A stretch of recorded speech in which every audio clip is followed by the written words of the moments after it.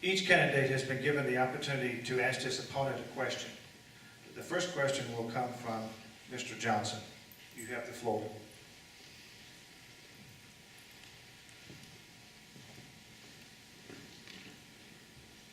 Mr. Schiffer, about 3 years ago, I began to notice or have a hunch that our senators and representatives in Johnson, Sheridan County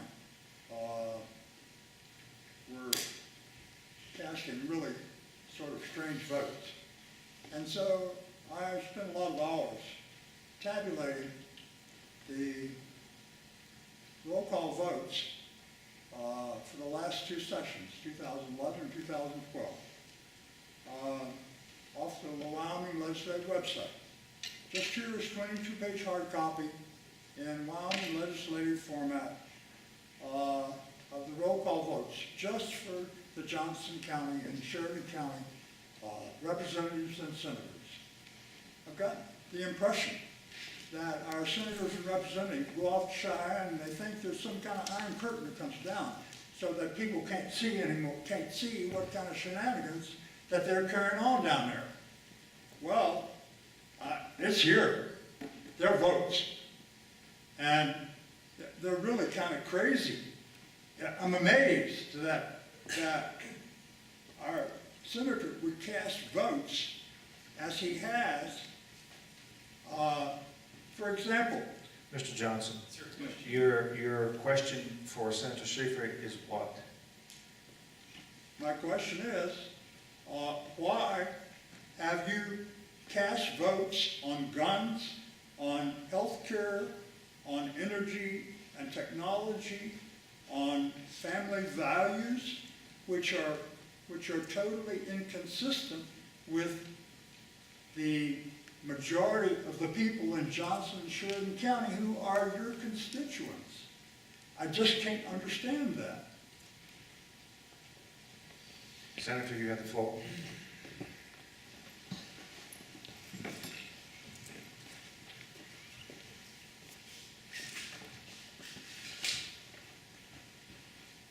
I have to be honest, I don't understand the question, but I'll take a whack at it. Goes with the territory. Guns, I've already addressed that. I abide by the Wyoming Constitution because I swore an oath to uphold it. Enough said there. Health care, and I serve on the Health Committee. That has been a difficult issue. The way I have voted consistently has been to say, how do we design a better system of health care that fits the state of Wyoming? I understand the federal legislation, sort of, although it is very difficult because it's being defined as we go along by the people in Washington. But if we can improve the quality and the cost of health care and health insurance in Wyoming, that's what I've got in mind to do. Again, it's a little tough.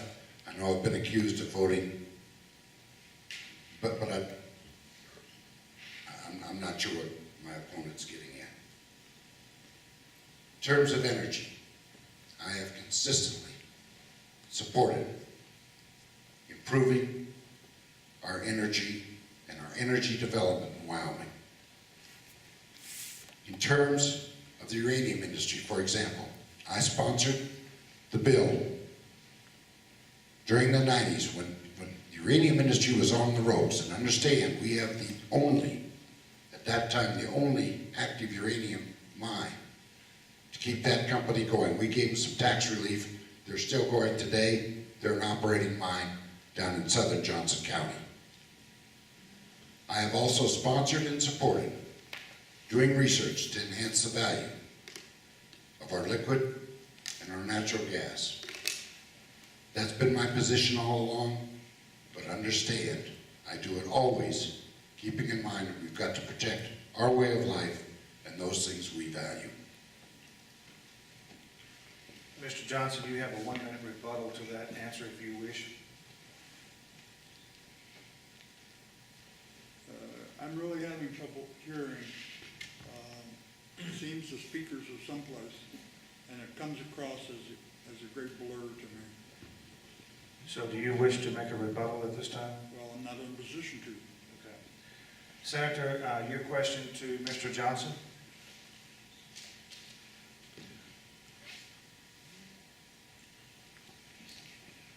I'm going to stand up if I may so I can hear you. Okay, go ahead. Mr. Johnson, can you hear me now? Because I'm talking right into the microphone. And the way politics works is you gotta listen to people. What's that? The way politics works, you gotta listen to people. That's the way the Senate conducts business and the House of Representatives.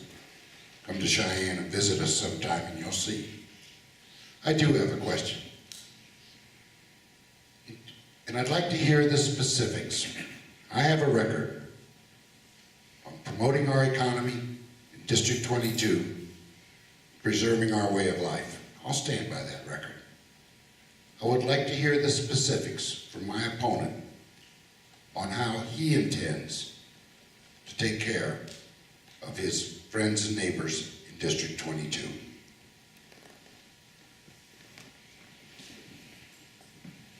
You know, Kearney is not exactly a fancy neighborhood. You ought to go up there sometime.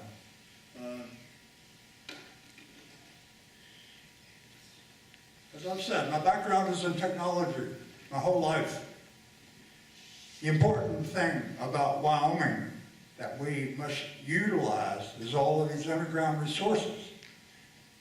I talk to people around who've been in Wyoming all their life, who've tried to work in the energy sector, and they complain that when the legislature's doing something, it gives the work to companies out of this state.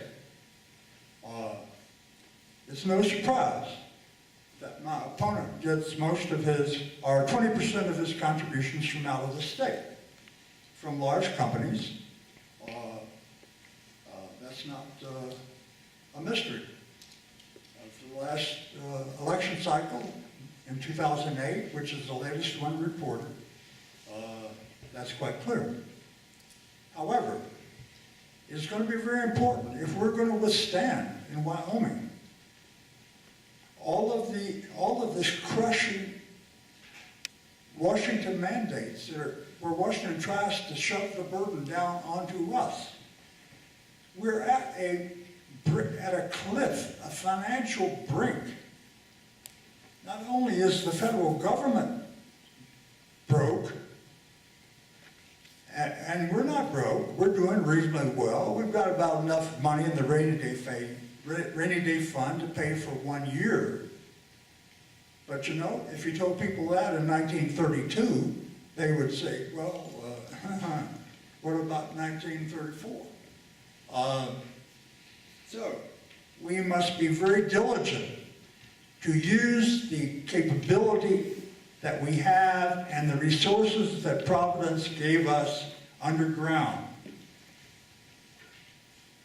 Senator, you have a 1-minute rebuttal if you wish.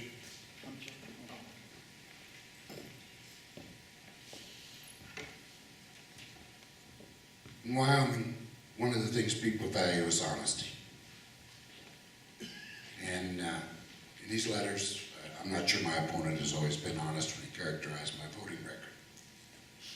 But you just heard one more instance of dishonesty.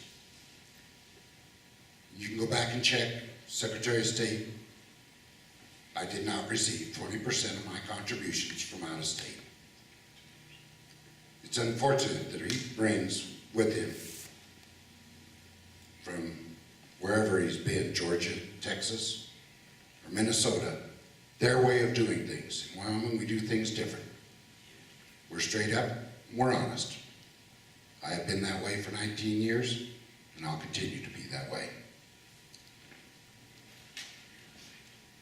Gentlemen, we will take a brief break, and then when we come back, we will have questions from the audience. We'll have at least 2 questions from the audience, possibly 3, depending on the questions. But we'll take a brief break and then have those questions at that time.